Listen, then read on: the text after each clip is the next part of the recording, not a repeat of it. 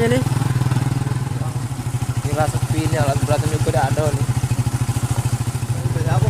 Hah? Orang. Iya.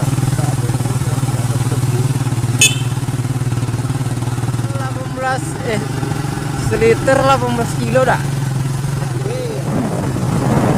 Tamsa ragam ngomong wis pengen nengok rumahnya apa.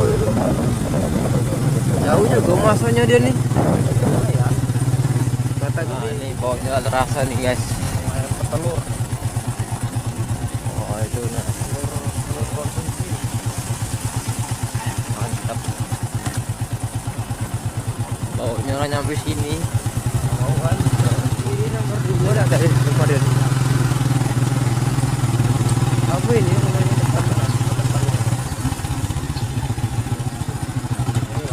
Ini nama potennya.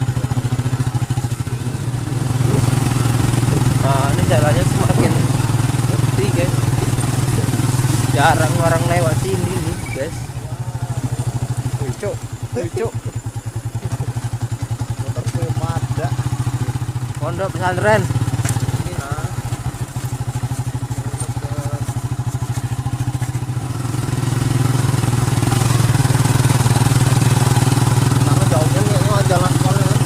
Jalan menuju ke tol ya. Kalau dari Jambi itu sebelah kiri. Sesudah simpang 3 Tempino.